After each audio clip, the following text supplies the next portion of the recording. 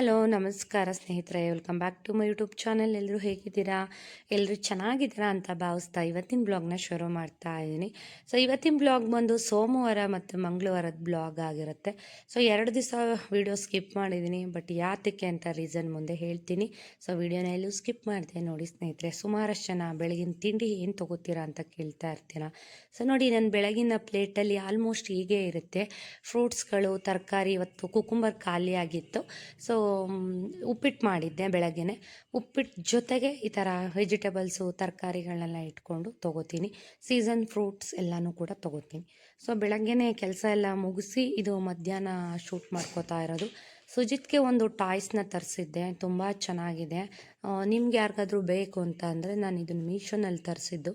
Link ಏನಾದರೂ ಬೇಕು ಅಂತಂದರೆ ಖಂಡಿತ ನಾನು ಡಿಸ್ಕ್ರಿಪ್ಷನ್ ಬಾಕ್ಸ್ನಲ್ಲಿ ಇದ್ರ ಲಿಂಕ್ನ ಶೇರ್ ಮಾಡಿರ್ತೀನಿ. ಖಂಡಿತ ನಿಮ್ಮ ಮಕ್ಕಳಿಗೆ ಏನಾದ್ರು ಈ ಥರ ಟಾಯ್ಸ್ ಬೇಕು ಅಂತ ಅಂದರೆ ಖಂಡಿತ ನೀವು ಪರ್ಚೇಸ್ ಮಾಡ್ಬೋದು. ಕ್ವಾಲಿಟಿ ಅಂತೂ 100% ತುಂಬಾ ಚೆನ್ನಾಗಿದೆ. ಇತ್ತಂತೂ ಇತ್ತೀಚೆಗೆ ಡೈಲಿ ವಿಡಿಯೋಗಳು ನೋಡ್ಕೊಳ್ಳೋದು ಫೋನಲ್ಲಿ, ಶಾರ್ಟ್ ವೀಡಿಯೋಸ್ ಎಲ್ಲ ನೋಡ್ಬಿಟ್ಟು ಅದರಲ್ಲಿ ಏನು ಟಾಯ್ಸ್ ನೋಡ್ತಾರೋ ಅದು ಬೇಕು, ಹಠ. ಸೊ ಈ ಒಂದು 15 ದಿವಸದಿಂದ ಈ ಥರ 3 ತರಿಸಿದ್ದೀವಿ. ಸೊ ಒಂದು JCB ಏನೋ ತರಿಸ್ಕೊಂಡ, 1600 ರೂಪಾಯಿ ಕೊಟ್ಟು ಕೊಡಿಸಿದ್ದಾಯಿತು. ಅದಾದಮೇಲೆ ಫೈರ್ ಇಂಜಿನ್ ತರಿಸ್ಕೊಂಡ, ಅದು ಅದೇ ಕಾಸ್ಟು. ಸೊ ಈಗ ನೋಡಿ, ಇದು ಟ್ಯಾಕ್ಟರ್ ಬೇಕು, ಅದ್ರ ಜೊತೆಗೆ ಮಣ್ಣು ಹೊಡಿಲಿಕ್ಕೆ ಟ್ಯಾಕ್ಟರ್ ಬೇಕಂತೆ. ಸೊ ನೋಡಿ, ಈಗ ಅದನ್ನು ಕೊಡಿಸಿದ್ದಾಯಿತು. ಬಟ್ ಇದು 300 ಸಮಥಿಂಗ್ ಏನೋ ಇದೆ. ಬಟ್ ರೇಟ್ ಕ್ವಾಲಿಟಿ ತುಂಬ ಚೆನ್ನಾಗಿದೆ ನೋಡಿ. ಈ ಥರ ಎಳೆದ್ಬಿಟ್ಟು ಬಿಟ್ಟರೆ ತನ್ನಷ್ಟಕ್ಕೆ ತಾನೇ ಹೋಗುತ್ತೆ. ಇದಕ್ಕೆ ಲೋಡ್ ತುಂಬಿ ಕೂಡ ಈ ಥರ ಬಿಡ್ಬೋದು. ತುಂಬ ಚೆನ್ನಾಗಿದೆ. ಸೊ ಸುಜಿತ್ ಮಲಗಿದ್ದ, ಎದ್ದಿದ ತಕ್ಷಣ ಸರ್ಪ್ರೈಸಾಗಿ ಅವನಿಗೆ ಯಾವಾಗ ಬರುತ್ತೆ ಟ್ಯಾಕ್ಟರ್ ಅಂತ ಕಾಯ್ತಾ ಇದ್ದ. ಸೊ ಅವನಿಗೆ ಖುಷಿ ಆಯಿತು ನೋಡಿ, ತೆಗೆದುಕೊಟ್ಟೆ. ತುಂಬ ಚೆನ್ನಾಗಿದೆ ಇದು. ಸೊ ಇದಾದಮೇಲೆ ಮಂಗಳವಾರದ ಬ್ಲಾಗ್. ಹಲೋ ಸ್ನೇಹಿತರೆ, ನಮಸ್ತೆ, welcome back to my YouTube channel. ಎಲ್ಲರೂ ಹೇಗಿದ್ದೀರಾ? ಎಲ್ಲರೂ ಚೆನ್ನಾಗಿದ್ದೀರಾ ಅಂತ ಭಾವಿಸ್ತೀನಿ. ಬನ್ನಿ ಇವತ್ತಿನ ಬ್ಲಾಗ್ನ ಶುರು ಮಾಡೋಣ. ಇವತ್ತು ಏನಿದು, ಯಾವ ಜಾಗದಲ್ಲಿದ್ದೀನಿ ಅಂತ ಅನ್ಕೋತಾ ಇದ್ದೀರಾ? ಹೌದು, ನಮ್ಮ ಅಮ್ಮವ್ರ ಮನೆಗೆ ನಾನು ಬೆಳಗ್ಗೆನೇ ಬಂದೆ. ಬಟ್ ವಿಡಿಯೋ ನಾನು ಮಾಡ್ಕೊಳ್ಳೋಕ್ಕೆ ಹೋಗಿಲ್ಲ. ನಮ್ಮ ಅಮ್ಮವ್ರ ಮನೆಗೆ ಬಂದರೆ ಅದೇನೋ ಗೊತ್ತಿಲ್ಲ, ಸುಮ್ಮನೆ ರೆಸ್ಟ್ ಮಾಡ್ಬಿಡ್ತೀನಿ ಸುಮ್ಮನೆ ಅದ್ಲಾಗೆ. ಯಾವ ವಿಡಿಯೋ ಎಡಿಟು ತಲೆನೇ ಕೆಡಿಸ್ಕೊಳ್ಳಲ್ಲ.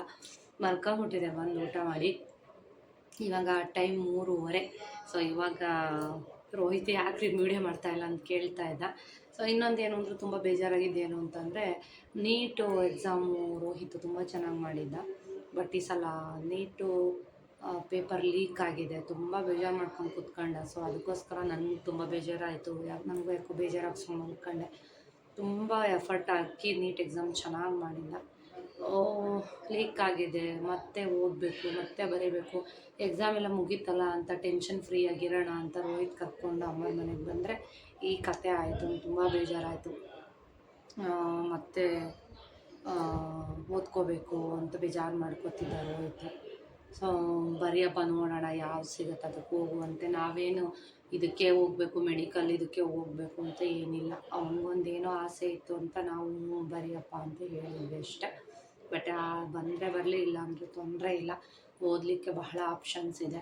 ಸೇರಿಸೋದ್ರಾಯ್ತು, ಯಾವುದಕ್ಕಾದ್ರೂ ತಲೆ ಕೆಡಿಸ್ಕೊಬೇಡ ಅಂತ ಹೇಳಿ ನಾವೇ ಸಮಾಧಾನ ಹೇಳಿ ಇನ್ನೊಂದು ಸಲ ಅಲ್ವಾ ಬರೆದ್ಬಿಡು ನೋಡೋಣ ಅಂತ ಹೇಳಿದ್ವಿ. ಸೊ ಅಮ್ಮವ್ರ ಮನೇಲಿ ಬ್ಲಾಗ್ ಮಾಡ್ತಾ ಇರೋದು. ಮೇ ಬಿ ಈ ವಿಡಿಯೋ ಬಂದು ನಿಮಗೆ ಶನಿವಾರನೋ ಅಥವಾ ಶುಕ್ರವಾರ ಸಂಜೆ ಸಿಗ್ಬೋದು. ಯಾಕೆಂದರೆ ಇಲ್ಲಿ ನೆಟ್ವರ್ಕ್ ಇಲ್ಲ. ಸೊ ಹಂಗಾಗಿ ನಾನು ವಿಡಿಯೋ ಪೋಸ್ಟ್ ಮಾಡೋಕ್ಕಾಗಲ್ಲ ಸ್ನೇಹಿತರೆ. ಏನಾ ಸಡನ್ಲಿ ಅಮ್ಮರೂರಿಗೆ ಬಂದ್ವಿ. ಯಾಕೆ ಅಂದರೆ ಸುಜಿತ್ ಅಂತೂ ಸಿಕ್ಕಾಬಟ್ಟೆ ಆಟ ಮಾಡ್ತಾಯಿದ್ದ. ಯಾಕೆ ಅಂದರೆ, ಈಗ ಹೋದ ಸ್ಯಾಟರ್ಡೇ ನಮ್ಮ ಅಣ್ಣ, ಅತ್ತಿಗೆ, ಸಮೀಕ್ಷಾ, ಪಾಪು ಎಲ್ಲ ಊರಿಗೆ ಬಂದಿದ್ದರು. ಸೊ ಸಮೀಕ್ಷಾ ಬಂದಿದ್ದಾಳೆ ಅಂತ ಹೇಳಿಬಿಟ್ವಿ. ಸೊ ಇವನು ಒಂದೇ ಸಮ ಆಟ.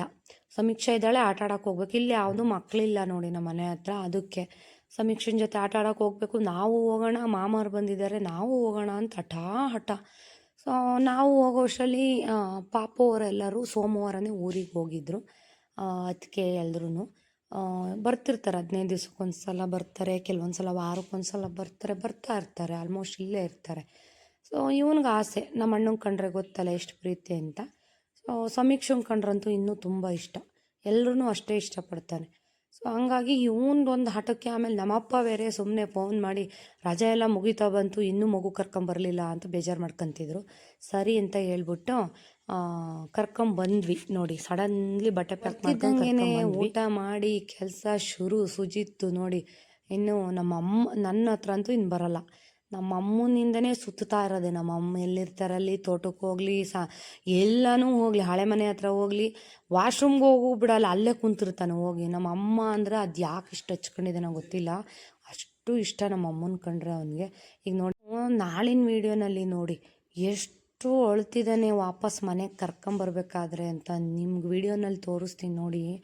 ಅಪ್ಪ ಅವ್ನು ಕರ್ಕೊಂಬರೋದೇ ಒಂದು ದೊಡ್ಡ ಸಾಹಸ ಆಗೋಯ್ತು ನಮಗೆ. ಇಲ್ಲಿ ನಮ್ಮ ಅಮ್ಮಂಗೆ ಕೈ ಆಗಲ್ಲ, ಆದರೂ ಇಲ್ಲೇನಾದರೂ ಇದೆಲ್ಲ ಮಾಡ್ತಾ ಇರ್ತಾರೆ ಒಂದೊಂದೇ ಸಣ್ಣ ಪುಟ್ಟ. ಯಾಕೆಂದರೆ ನಮ್ಮ ಅಮ್ಮಂಗೆ ಗೊತ್ತೇ ಇದೆ ನಿಮಗೆ, ಅಮ್ಮಂಗೆ ಕ್ಯಾನ್ಸರ್ ಆಗಿದ್ದು ಹತ್ತತ್ರ ಒಂದು 6 ವರ್ಷ, ಹತ್ತತ್ರ 7 ವರ್ಷ. ಬಟ್ ನಾವು ಫಸ್ಟೇ ಸ್ಟೇಜಲ್ಲಿ ತೋರಿಸಿದ್ರಿಂದ ಬಟ್ ಬ್ರೆಸ್ಟ್ ತೆಗಿಲೇಬೇಕಾಗಿ ಬಂತು. ಬಟ್ ತೆಗೆದ್ರೂ ಅಮ್ಮ ಆರೋಗ್ಯವಾಗಿ ಚೆನ್ನಾಗಿ, ಜಾಸ್ತಿ ಕೆಲಸ ಮಾಡೋಕ್ಕಾಗಲ್ಲ. ಸೊ ಏನು ಒಂದು ಸಣ್ಣ ಪುಟ್ಟ ಏಟು ತಗುಲಿದ್ರೂ ತುಂಬ ಒಂಥರ ಸೀರಿಯಸ್ ಆದವ್ರು ಹಂಗೆ ಆಡ್ತಾರೆ. ಯಾಕೆಂದರೆ ಅದು ತಡ್ಕೊಳಕ್ಕಾಗಲ್ಲ ಅವ್ರಿಗೆ. ಈ ಕೈಯಿಂದ ಹಿಡ್ದು ಈ ಸೈಡ್ದು ಹಲ್ಲಿಂದ ಹಿಡ್ದು ಒಂದು ಉಗುರಿಂದ ಹಿಡ್ದು ಏನೂ ಟಚ್ ಮಾಡೋಂಗಿಲ್ಲ ಅವ್ರಿಗೆ, ಏಟು ಬೀಳಂಗಿಲ್ಲ ಬಲಭಾಗದಲ್ಲಿ. ಸೊ ಹಂಗಾಗಿ ಅವ್ರು ಜಾಸ್ತಿ ಕೆಲಸ ಮಾಡೋಕ್ಕಾಗಲ್ಲ, ಅದನ್ನೇ ನಾನು ಹೇಳ್ತಾ ಇದ್ದೆ. ಹಂಗಾಗಿ ನಾವು ಊರಿಗೆ ಹೋದರೂ ಅಷ್ಟೇ ಸ್ನೇಹಿತರೆ, ನಾವು ನಮ್ಮ ಅಮ್ಮಂಗೆ ಏನೂ ರಿಸ್ಕ್ ಕೊಡಲ್ಲ. ಯಾಕೆಂದರೆ ಆಗಲ್ಲ ಅವ್ರಿಗೆ. ಅಡುಗೆ ತಿಂಡಿದೆಲ್ಲ ನಾನೇ ನೋಡ್ಕೊತೀನಿ. ಆಮೇಲೆ ಇವನ್ ನಾವು ಸ್ನಾನ ಮಾಡಿದ ಬಟ್ಟೆಗಳು ಕೂಡ ನಮ್ಮ ಅಮ್ಮನ ಕೈಲಿ ಒಗ್ಸಲ್ಲ, ನಾನೇ ಒಗೆದು ನಮ್ದು ಏನಿದೆ ಎಲ್ಲ ಒಗೆದು ಒಣಗಿಸ್ಕೊಂಡು ತೊಗೊಂಬರ್ತೀನಿ. ಎಲ್ಲ ಪಾತ್ರೆಗಳಿದ್ರೂ ಅಷ್ಟೇ, ನಮ್ದು ಏನಿದ್ರು ನಾನು ಜಾಸ್ತಿ ನಮ್ಮ ಅಮ್ಮಂಗೆ ರಿಸ್ಕ್ ಕೊಡೋಕ್ಕೆ ಹೋಗಲ್ಲ. ಅಡುಗೆ ತಿಂಡಿ ಎಲ್ಲ ನಾನೇ ನೋಡ್ಕೊತಾ ಇರ್ತೀನಿ. ಎಲ್ಲ ಅಡುಗೆ ತಿಂಡಿ ಎಷ್ಟೋ ಜನ ಬಂದರೂ ನಾವೇ ಮಾಡ್ಕೊತೀವಿ. ಸೊ ಅವ್ರಿಗೆ ಆಗಲ್ಲ ಪಾಪ, ಕೈಯೇ ಆಗಲ್ಲ. ಏನಾರು ಒಂಚೂರು ಏಟು ತಗೊಳ್ತು. ಮೊನ್ನೆ ಇತ್ತೀಚೆಗೆ ಸುಜಿತ್ಗೆ ಹಲಸಿನಕಾಯಿ ಕಿತ್ಕೊಂಬರೋಕ್ಕೆ ಹೋಗಿ ಜಾರಿ ಬಿದ್ದುಬಿಟ್ಟು ಅದೇ ಜಾಗಕ್ಕೆ ಏಟಾಗಿ ತುಂಬ ಪೇಯ್ನು ಅಂತ ಒದ್ದಾಡ್ತಿದ್ರು. ಮತ್ತೆ ಇಲ್ಲಿ ಹಾಸ್ಪಿಟ್ಲಿಗೆ ಬಂದು ಅಮ್ಮಂಗೆ ಏನಾರು ಹುಷಾರಿಲ್ಲ ಅಂದರೆ ಇಲ್ಲಿ ನಮ್ಮ ಗುಬ್ಬಿನಲ್ಲಿರೋಂಥ ಪವನ್ ಕ್ಲಿನಿಕ್ಕಿಗೆ ತೋರಿಸೋದು ಅಮ್ಮ. ಅಲ್ಲೂ ತೋರಿಸ್ಕೊಂಡು ಇಂಜೆಕ್ಷನ್ ತೊಗೊಂಡೋದ್ಮೇಲೆ ಕಡಿಮೆ ಆಯಿತು ಅಂತ ಅಂದರು. ಅಂದರೆ ಅದೃಷ್ಟವಶ ನಮ್ಮಮ್ಮ ಉಳಿದಿದ್ದೇ ಹೆಚ್ಚು. ನೋಡಿರಿ ಅಮ್ಮಂಗೂ ಅಷ್ಟೇ ಕೂದಲೆಲ್ಲ ಸುಮಾರಾಗಿ ಉದುರಿದ್ವು, ಅಷ್ಟೊಂದೇನು ಉದುರಿರಲಿಲ್ಲ, ಸುಮಾರಾಗಿ ಉದುರಿತ್ತು. ಬಟ್ಟು ಬೇಗ ತೋರಿಸ್ಕೊಂಡ್ರೆ ಹುಷಾರಾಗಿ ನೋಡಿ ನಮ್ಮ ಅಮ್ಮನ ಥರ ಆರೋಗ್ಯವಾಗಿ ಚೆನ್ನಾಗಿರ್ಬೋದು. ಬಟ್ ಯಾವುದೇ ತೊಂದರೆ ಇಲ್ಲ. ಸುಮಾರಷ್ಟು ಜನ ಕೇಳ್ತಾ ಇರ್ತಾರೆ ಅಮ್ಮ ಹೆಂಗಿದ್ದಾರೆ, ಹೇಗೆ ಹುಷಾರಾದರು ಅಂತ. ಸುಜಿತ್ಗಂತೂ ನಮ್ಮಮ್ಮ ಬಿಟ್ಟು ಅಲ್ಲ ಆಡಲ್ಲ ನೋಡಿ. ನಮ್ಮಮ್ಮ ಎಲ್ಲಿರ್ತಾರೆ ಅಲ್ಲೇ ಪಕ್ಕದಲ್ಲೇ ಕೂತ್ಕೋತಾನೆ. ಸೊ ಇಲ್ಲಿ ಮೇಂಟೈನ್ ಮಾಡೋಕ್ಕಾಗಲ್ಲ, ಎಲ್ಲ ಗಿಡಗಳು ಹಾಕಿಲ್ಲ, ಅವ್ರ ಕೈಲಿ ಆಗಲ್ಲ. ಸೊ ಕನಕಾಂಬರ ಹೂವು ಅಂದ್ರೆ ಅಮ್ಮಂಗೆ ಇಷ್ಟ. ಅದಕ್ಕೆ ಇಲ್ಲೆಲ್ಲೋ ಫಾರ್ಮಲ್ಲಿ ಹೋಗಿ ಕನಕಾಂಬರ ಸಸಿಗಳನ್ನ ತಂದು ಹಾಕಿದ್ದಾರೆ ನೋಡ್ರಿ 4 ಗುಣಿ. ಈ ಸುಜಿತ್ತು ಬರೋವರೆಗೂ ಅವು ಕೀಳದಿದ್ರೆ ಪುಣ್ಯ. ಅದೇ ನಮ್ಮ ಅಮ್ಮನ ಅದೃಷ್ಟ ಚೆನ್ನಾಗಿದ್ರೆ ಆ ಗಿಡಗಳು ಹಾಗೆ ಉಳ್ಕೋತವೆ. ಯಾಕೆಂದರೆ ಅಲ್ಲೇ ಹೋಗಿ ಮಣ್ಣು ಕೆದರ್ತಾ ಕೂತಿದ್ದಾನೆ. ಸೊ ಇಲ್ಲಿ ಬಂದರೂ ನಮ್ಮ ಸುಜಿತ್ ನೋಡ್ಕೊಳ್ಳೋದೇನು ನನಗೇನು ತಪ್ಪಲ್ಲ. ಸೊ ಇಲ್ಲಿ ತೋಟದ ಮನೆ ಅನ್ನೋದೊಂದು ಬಿಟ್ಟರೆ ತುಂಬ ಸೆಕೆ. ಬೆಸ್ಟು ಅಂದರೆ ನಮ್ಮ ಮನೇಲೇ ಸ್ವಲ್ಪ ತಣ್ಣಗಿರೋ ಪರ್ಚೇಸ್ ಮಾಡಿದ್ದು ಡ್ರೆಸ್ಸು ಇದೊಂದು ಇನ್ನೂ ಒಂದಿದೆ. ಸೊ ಇದನ್ನು ಹಾಕ್ಕೊಂಬಂದಿದ್ವಿ ಅಂತ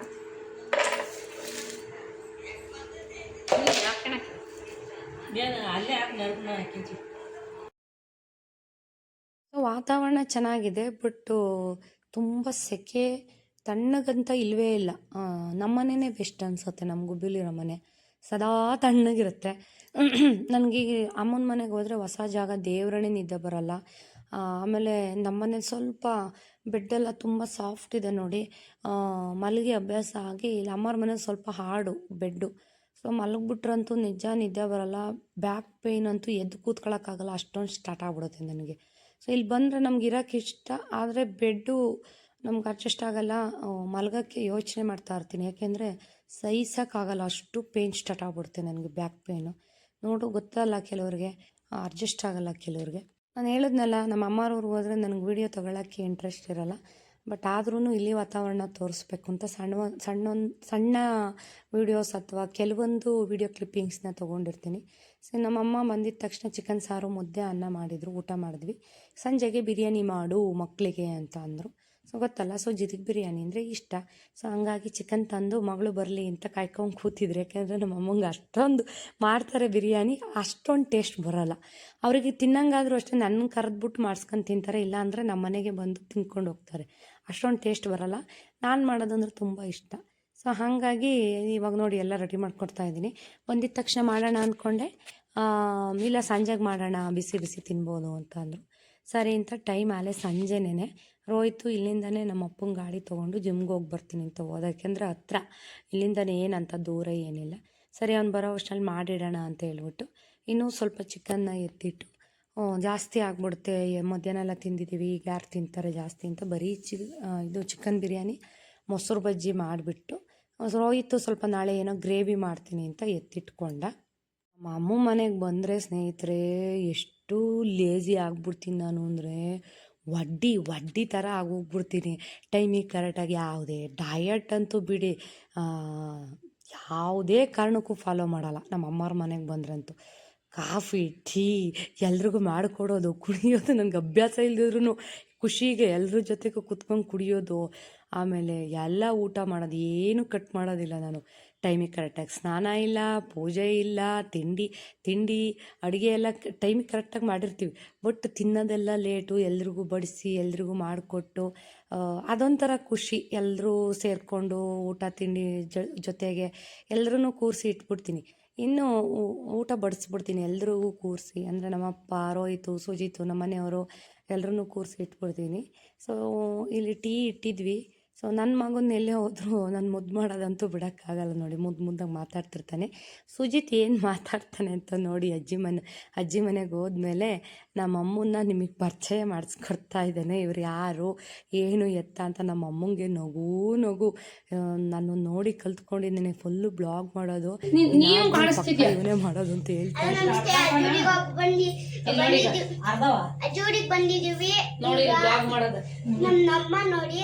ನಿಮ್ಮಮ್ಮನದು ಯಾರದು? ನಮ್ಮ ಅಜ್ಜಿ. ಏನ್ ಮಾಡ್ತಾ ಇದ್ದೆ ಅಜ್ಜಿ? ಅಜ್ಜಿ ಇಲ್ಲಿ ಬಿರಿಯಾನಿ ಮಾಡ್ತಿದ್ದಾರೆ. ಎಲ್ಲಾರ್ಗು ಲೈಕ್ ಮಾಡಿ, ಚಾನಲ್ ಮಾಡಿ, ನಮ್ಮ ಮಮ್ಮಿಗೆ ಸಪೋರ್ಟ್ ಮಾಡಿ, ಲೈಕ್ ಮಾಡಿ, ಚಾನಲ್ ಮಾಡಿ. ಬಾಯ್ ಬಾಯ್ ಬಾಯ್ ಬಾಯ್. ಟ್ಯಾಕ್ಸಿ ತಂದಿದೀವಿ, ಸೈಕಲ್ ತಂದಿಲ್ಲ. ಸೈಕಲ್ ಯಾಕೆ ತರ್ಲಿಲ್ಲ? ಕಾರ್ಗೆ ಡಿಕ್ಕಿಗೆ ಇರ್ಲಿಲ್ಲ. ಹೌದಾ? ಮಮ್ಮಿನೇ ಇರ್ಸಿಲ್ಲ. ಇಲ್ಲೊಂದು ಅಣ್ಣಂಗೆ ತರ್ಬೇಕು. ಮಮ್ಮಿ ಏನ್ ಮಾಡ್ತಾವ್ರೆ? ಮಮ್ಮಿ ಏನ್ ಮಾಡ್ತಾಳೆ ಅಂದ್ರೆ ಟೀ ಮಾಡ್ತಾವ್ರೆ. ನೀವು ಬನ್ನಿ ಎಲ್ಲ ಅಜ್ಜಿ ಊರಿಗೆ. ಅಜ್ಜಿ ಕೆಲಸ ಮಾಡ್ತಾ ಐತೆ, ಊರಿಗೆ ಬಂದಿದೀವಿ. ಇಲ್ಲಿ ಹೊಸಲಿ ತಾತ ಸುಮ್ಮೆಸಕ್ ಹೋಗಿದ್ದಾರೆ. ಟೀ ಮಾಡ್ತಾಳೆ. ಇನ್ನು ಚಿಕನ್ ಕಲ್ಸಿಲ್ಲ, ಎಲ್ಲ ಪೌಡರ್ ಎಲ್ಲ ಹಾಕಿ. ಚಿಕನ್ ತೋರ್ಸಲ್ವಾ? ಚಿಕನ್ ತೋರ್ಸೇ ಇಲ್ಲ ನೀವು. ನೋಡಿ ಚಿಕನ್ ತಂದಿದೀವಿ, ಬಿರಿಯಾನಿ ಮಾಡಕ್ಕೆ. ಆಮೇಲೆ ಒಂದ್ ಪೌಡ್ರು ನೀರ್ ಹಾಕಿ ಕಲ್ಸ್ಬೇಕು. ಅವಾಗ ಅದಕ್ಕೆ ಇಕ್ಬಿಟ್ಟು ಬಿರಿಯಾನಿ ಆಗ್ಬಿಟ್ಟು ಆಮೇಲೆ ಅನ್ನ ಮಾಡ್ಬೇಕು. ಈಗ ಕಟ್ಲೆ ಆದ್ಮೇಲೆ ಅಜ್ಜಿ ರೋಡಲ್ಲಿ ಮಜಾ ಮಾಡ್ಬೇಕು. ಹೋಗಲ್ ಬಚ್ಚ ಮನೆಗೆ ಹೋಗಿ ಮುಖ ತೊಳ್ಕೊಂಬೋ. ನಮ್ಮ ಮನೆಯವ್ರಂತೂ ಫುಲ್ ರೆಸ್ಟ್, ಊಟ ಮಾಡೋದು ಮಲ್ಕೊಳ್ಳೋದು, ಕಾಂಪೌಂಡಲ್ಲಿ ಓಡಾಡೋದು. ಹೆಂಗೂ ಟೈಮಿಗೆ ಕರೆಕ್ಟಾಗಿ ಎಲ್ಲ ಮಾಡ್ಕೊಡ್ತಿರ್ತೀನಿ ಎಲ್ಲೂ ಕೂಡ ಅಲ್ಲೇ ಥರ. ಬಟ್ ಏನು ಅಂದರೆ ಎಕ್ಸಸೈಸು ಒಂದು 4-5 ದಿವಸದಿಂದ ನನಗೂ ಸ್ಕಿಪ್ ಆಗಿದೆ, ನಮ್ಮ ಮನೆಯವ್ರಿಗೂ ಸ್ಕಿಪ್ ಆಗಿದೆ. ಬಟ್ ನಾನು ಸ್ಕಿಪ್ ಆದರೆ ನಾನು ವರಿ ಮಾಡಲ್ಲ, ನಮ್ಮ ಮನೆಯವ್ರಿಗೆ ಸ್ಕಿಪ್ ಆಗಿಬಿಟ್ರೆ ಭಾಳ ಫೀಲ್ ಮಾಡ್ತೀನಿ. ಯಾಕೆಂದರೆ ನನಗಿಂತ ನಮ್ಮ ಮನೆಯವ್ರ ಆರೋಗ್ಯ ನಂಗೆ ತುಂಬ ಇಂಪಾರ್ಟೆಂಟು. ಹಂಗಾಗಿ ಸೊ ಎಕ್ಸಸೈಸ್ ಮಾಡಿಸ್ಕೊಡ್ತೀನಿ, ನಡೀರಿ ರೂಮ್ಗೆ ಅಂದರೆ, ಇಲ್ಲ ಬೇಡ, ಎಲ್ಲರೂ ಫ್ರೀಯಾಗಿರು, ಏನು ಬೇಡ ಅಂತ ಅಂತಿದ್ರು. ಬನ್ನಿ ಇವಾಗೆಲ್ಲ ಬಿರಿಯಾನಿ ಮಾಡಲಿಕ್ಕೆ ಅಂತ ಎಲ್ಲ ಹಚ್ಚಿ ಎಲ್ಲ ರೆಡಿ ಮಾಡಿಕೊಂಡು ನಮ್ಮಮ್ಮಂಗೆ ಕಳಿಸ್ಬಿಟ್ಟೆ ಅತ್ಲಾಗೆ. ನಮ್ಮಮ್ಮ ಅಲ್ಲಿ ಹೊರಗಡೆ, ನಮ್ಮಮ್ಮ ಯಾವಾಗಲೂ ಸಿಂಕಲ್ ಪಾತ್ರೆ ಬೀಳಂಗಿಲ್ಲ, ಹೊರಗಡೆ ಕಸ ಬೀಳಂಗಿಲ್ಲ, ಯಾವಾಗಲೂ ಗುಡಿಸ್ತಾ ಇರೋದೆ. ಇನ್ನು ಸದಾಕಾಲ ಪರ್ಕೆ ಕೈಯಲ್ಲಿ ಹಿಡ್ಕೊಂಡೇ ಇರ್ತಾರೆ, ಎಲ್ಲೂ ಗಲೀಜಾಗಂಗಿಲ್ಲ. ಎಲ್ಲಾರ ಒಂಚೂರು ಗಲೀಜಾಯಿತು ಅಂದರೆ ನಮ್ಮಪ್ಪ ಮೇಲೆ ಗಲಾಟೆನೇ ಮಾಡಿಬಿಡ್ತಾರೆ ನಮ್ಮಮ್ಮ. ಯಾಕೆಂದರೆ ನಮ್ಮಪ್ಪ ಹಂಗೆ ಸ್ವಲ್ಪ ತೋಟದಲ್ಲೆಲ್ಲ ಓಡಾಡ್ಬಿಟ್ಟು ಸೀದಾ ಹಂಗೆ ಒಳಗೆ ಬಂದುಬಿಡ್ತಾರೆ. ಹಾಗಾಗಿ ನಮ್ಮಮ್ಮಗೆ ಕೆಟ್ಟ ಕೋಪ, ಎಲ್ಲ ಕೆಸರೆಲ್ಲ ತುಳ್ಕೊಂಬರ್ತೀರ, ನಂಗೆ ಮೊದಲೇ ಕೈ ಆಗಲ್ಲ ಒರ್ಸೋಕ್ಕೆ, ಎಷ್ಟು ಅಂತ ಕ್ಲೀನ್ ಮಾಡಲಿ ಅಂತ. ಈಗ ನಮ್ಮಮ್ಮ ಎಲ್ಲ ನಾನೇ ರೆಡಿ ಮಾಡ್ಕೊಂಡಿದ್ದೀನಿ ಎಲ್ಲ ಏನೇನು ಬೇಕು ಹಚ್ಕೊಂಡೆಲ್ಲ ರೆಡಿ ಮಾಡಿದ್ದೀನಿ. ಇಷ್ಟು ಕೆ ಜಿ ಅಂದರೆ ನಂಗೆ ಗೊತ್ತಾಗುತ್ತೆ ಹೆಂಗೆ ಮಾಡಬೇಕು ಏನು ಎಷ್ಟು ಹಾಕಬೇಕು ಅಂತ. ಈಗ ನಮ್ಮಮ್ಮ ಕೆಲವೊಂದು ಐಟಮ್ಸು ಎಲ್ಲೆಲ್ಲೋ ಇಟ್ಕೊಂಡಿರ್ತಾರೆ. ನನಗೆ ಸಡನ್ಲಿ ಯಾವತ್ತೋ ಅಪರೂಪಕ್ಕೆ ಬರೋದಕ್ಕೆ ಕೈಗೆ ಸಿಗಲ್ಲ. ಸೊ ಹಂಗಾಗಿ ಅದೆಲ್ಲಿ ಇದೆಲ್ಲಿ ಅಂತ ಕೇಳ್ತಾನೆ ಇರ್ತೀನಿ. ಸೊ ನಮ್ಮಮ್ಮ ಎಲ್ಲ ಅಲ್ಲಲ್ಲಿದೆ ತಕ್ಕೋ ಅಂತ ಹೇಳ್ತಿರ್ತಾರೆ. ಅಂತೂ ಇಂತೂ ಬಿರಿಯಾನಿ ಮಾಡಲಿಕ್ಕೆ ಅಂತ ಇಟ್ಟಿದ್ದೀನಿ. ಸೊ ಅಲ್ಲೇನು ಅಂದರೆ ನೆಟ್ವರ್ಕ್ ಪ್ರಾಬ್ಲಮ್ಮು. ಸೊ ನೋಡಿ ಆಲ್ಮೋಸ್ಟ್ ನನ್ನ ಬ್ಲಾಗಲ್ಲಿ ಅಂದರೆ ನಾನು ನೇರನೇ ಬ್ಲಾಗಲ್ಲೇ ಮಾತಾಡ್ಬಿಡ್ತೀನಿ. ಇಲ್ಲಿ ಫುಲ್ಲು ವಾಯ್ಸ್ ಓವರ್ ಕೊಡ್ತಾಯಿದ್ದೀನಿ. ಯಾಕೆ ಅಂತಂದರೆ ಅಲ್ಲಿ ನೆಟ್ವರ್ಕ್ ಇಲ್ಲ ಮೇನು. ಸೊ ಎಲ್ಲ ಕೆಲವೊಂದು ಸಲ ಏನಾಗುತ್ತೆ ಅಂದರೆ ಯಾರಾದರೂ ಬರ್ತಾ ಇರ್ತಾರೆ ಹೋಗ್ತಾ ಇರ್ತಾರೆ, ಇವಳು ಒಬ್ಬೊಬ್ಬಳೇ ಮಾತಾಡ್ತಿದ್ದಾಳೆ. ಕೆಲವ್ರಿಗೆ ಬ್ಲಾಗ್ ಮಾಡೋದು ಗೊತ್ತಿರಲ್ಲ. ಸೊ ಇವಳೇನು ಒಬ್ಬೊಬ್ಬಳೇ ಮಾತಾಡ್ತಾಳೆ ಅಂತ ಅನ್ಕೋತಾರೆ. ಸೊ ಹಾಗಾಗಿ ವಾಯ್ಸ್ ಓವರೇ ಬೆಸ್ಟು ಅಂತ ಅನಿಸ್ಬಿಡುತ್ತೆ ಕೆಲವೊಂದು ಸಲ. ಫೈನಲಿ ಸಂಜೆ ಅಷ್ಟರಲ್ಲಿ ಒಂದು 6 ಗಂಟೆ ಅಷ್ಟರಲ್ಲಿ ಬಿರಿಯಾನಿ ಮಾಡಿಟ್ಟೆ. ಒಂದು 15-20 ನಿಮಿಷದ ಒಳಗಡೆ ಆಗೋಗ್ಬಿಡುತ್ತೆ ಬಿರಿಯಾನಿ ನನ್ನ ಕೈಯಲ್ಲಿ. ಸೊ ನಾನು ಯಾವುದೇ ಕುಕ್ಕರ್ ಯೂಸ್ ಮಾಡಿ ಮಾಡಲ್ಲ. ನನಗೆ ಈ ಥರ ಓಪನ್ ಪಾತ್ರೆಯಲ್ಲಿ ಮಾಡಿದ್ರೇ ತುಂಬ ಚೆನ್ನಾಗಿ ಬರುತ್ತೆ ಬಿರಿಯಾನಿ. ಸೊ ಮಾಡಿ ಅಭ್ಯಾಸ ಆಗಿದೆ. ಆಮೇಲೆ ಒಂದು ಕಣ್ಣು ಅಳತೆಯಲ್ಲಿ ಎಲ್ಲನೂ ಹಾಕ್ಬಿಡ್ತೀನಿ, ನೀರು ಇದು ಎಲ್ಲ ಕರೆಕ್ಟಾಗಿರುತ್ತೆ ಎಲ್ಲನೂ ಅಷ್ಟೇ. ಸೊ ಹಾಗೂ ಏನಾದ್ರು ವ್ಯತ್ಯಾಸ ಆಯಿತು ಅಂತಂದರೆ ಇಲ್ಲಿ ಸೈಡಲ್ಲಿ ಒಂಚೂರು ಬಿಸಿನೀರು ಕಾಯಿಸಿ ಇಟ್ಕೊಂಡಿರ್ತೀನಿ. ಸೊ ಮೇಲೆಲ್ಲ ಬಿಸಿನೀರು ಹಾಕಿ ಮಾಡೋದು ತುಂಬ ರೇರ್ ಬಿಡಿ. ಯಾಕೆಂದರೆ ಒಂದೇ ಸಲ ಕರೆಕ್ಟಾಗಿ ಎಲ್ಲ ಮಸಾಲೆನೂ ಹಾಕಿ ನೀಟಾಗಿ ಮಾಡಿರ್ತೀನಿ. ಸೊ ನೋಡಿ ಅಮ್ಮ ಇದಿಲ್ಲಿದೆ ಅಂತ. ಬಟ್ ಹಳ್ಳಿ ಆಗಿರೋದ್ರಿಂದ ಕೆಲವೊಂದು ಐಟಮ್ಸ್ ಇಟ್ಟಿರಲ್ಲ ಅಮ್ಮ. ಆದರೂ ತೊಂದರೆ ಇಲ್ಲ, ಇರೋದನ್ನೇ ಹಾಕಿ ಮಾಡ್ತೀನಿ. ಅದು ಸೂಪರ್ ಡೂಪರಾಗೆ ಆಗಿರುತ್ತೆ. ಹೇಳಿದ್ನಲ್ಲ ನಮ್ಮ ಅಪ್ಪಂಗೆ ಒಂದು ಸ್ವಲ್ಪ ನಾವು ಮಾಡೋ ಅಡುಗೆಗಳು, ಹೆಣ್ಮಕ್ಳು ಮಾಡೋ ಅಡುಗೆಗಳು ಅಂದರೆ ತುಂಬ ಇಷ್ಟ. ಆಮೇಲೆ ಇದ್ರ ಜೊತೆಗೆ ರೆಡಿ ಪರೋಟ ಕೂಡ ತೊಗೊಂಡು ಹೋಗಿದ್ವಿ, 1-2 ಪೌಚು. ಸೊ ಅದನ್ನು ಬೆಳಗ್ಗೆ ತಿಂಡಿಗೆ ಮಾಡಿಬಿಡೋಣ. ಇವಾಗ ಏನಿದ್ರು ಬಿರಿಯಾನಿ ಮಾಡೋಣ. ಇನ್ನು ಚಿಕನ್ ಸಾಂಬಾರಿದೆ ನೋಡಿ, ಅಲ್ಲಿ ಕುಕ್ಕರಲ್ಲಿ ನೋಡ್ತಾ ಇದ್ದೀರಲ್ವ, ಅದು ಸಾಂಬಾರು. ಸೊ ಇನ್ನು ಈಗ ಮಧ್ಯಾಹ್ನ ಎಲ್ಲ ಮುದ್ದೆ ಊಟ ಮಾಡಿದ್ದೀವಿ. ಸೊ ಹಾಗಾಗಿ ಬೇಡ ಸಂಜೆ ಬಿರಿಯಾನಿ ಅಷ್ಟೇ ಮಾಡೋಣ ಅಂತ ಹೇಳ್ಬಿಟ್ಟು ಮುದ್ದೆ ಇತ್ತು, ಇನ್ನು ರೈಸ್ ಇತ್ತು, ಇನ್ನು ಬಿರಿಯಾನಿ ಮೊಸರು ಬಜ್ಜಿ ಎಲ್ಲ ಮಾಡಿದ್ದೆ. ಸೊ ಅದೇ ಸಾಕಾಯಿತು. ಇನ್ನು ಮಿಕ್ಕಿದ ಚಿಕನ್ನು ರೋಹಿತ್ತು ಫ್ರಿಜ್ಜಲ್ಲಿ ಐಸ್ ಚೇಂಬರಲ್ಲಿ ಎತ್ತಿಟ್ಕೊಂಡಿದ್ದ. ಬೆಳಗ್ಗೆ ಒಂದು ಗ್ರೇವಿ ಮಾಡಿದ್ದ, ನಿಜವಾಗ್ಲೂ ನೆಕ್ಸ್ಟ್ ಬ್ಲಾಗಲ್ಲಿ ತೋರಿಸ್ತೀನಿ. ಬಟರ್ ಚಿಕನ್ ಅಂತ ಮಾಡ್ತಾನೆ, ಅಲ್ಟಿಮೇಟಾಗಿ ಮಾಡ್ತಾನೆ. ಸೊ ಯಾವಾಗಾದ್ರೂ ರೆಸಿಪಿ ಬಿರಿಯಾನಿ ಚೆನ್ನಾಗಿ ಮಾಡ್ತೀನಿ ಅಂತ ಬದಾಗೆಲ್ಲ ಬಿರಿಯಾನಿ ಮಾಡೋಕ್ಕೆ ಬರುತ್ತೆ. ಪ್ರತಿ ಸಲ ಹಬ್ಬಕ್ಕೂ ನಾನು ನಮ್ಮಮ್ಮ ನಮ್ಮ ಅತ್ತಿಗೆ ಎಲ್ಲ ಸೇರ್ತಾ ಮಾಡಿದ್ದೆ ಅಡುಗೆ. ಈ ಸಲ ನಮ್ಮ ಅತ್ತಿಗೆ ಪ್ರೆಗ್ನೆಂಟ್ ಇದ್ರಲ್ವ 2ನೇದಕ್ಕೆ, ಹಂಗಾಗಿ ನಾನು ಹಾಕ್ತಿರ್ಲಿಲ್ಲ ಅಂತ ಭಟ್ರಿಗೆ ಹೇಳಿದ್ವಿ. ನಮ್ಮನೆಗೆ ಮಾಡ್ತಾರಲ್ಲ ಅವರೇ ಭಟ್ರು, ತುಂಬ ಚೆನ್ನಾಗಿ ಮಾಡ್ತಾರೆ. ಈ ಸಲ ಮುಂದಿನ ತಿಂಗಳು ಹಬ್ಬ ಬರುತ್ತೆ, 3 ವರ್ಷಕ್ಕೊಂದು ಸಲ ಆಳ್ಕೊಂಬೆ ಅನ್ನೋ ಜಾತ್ರೆ. ಅದಕ್ಕೋಸ್ಕರ ಮಾಡೋಣ ಅಂತ ನೋಡೋಣ.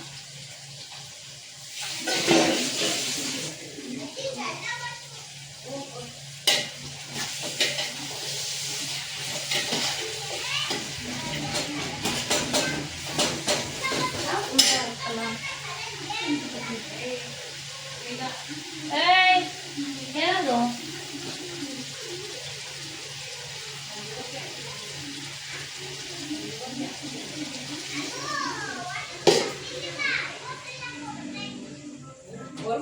ಯಾಕಂದ್ರೆ ಉಲ್ಟಾಡುತ್ತಲ್ಲ ಹಂಗೆ ಅವು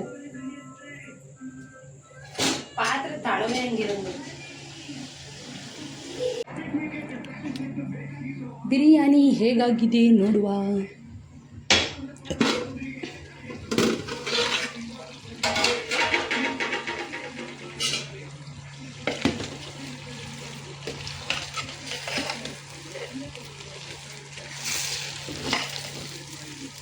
ಒಂದು ಕೈಲಿ ಹಿಡ್ಕೊಂಡು ವಿಡಿಯೋ ಮಾಡ್ಕೊಂಡು ಬಿರಿಯಾನಿ ಮಾಡೋದು ಕಷ್ಟ.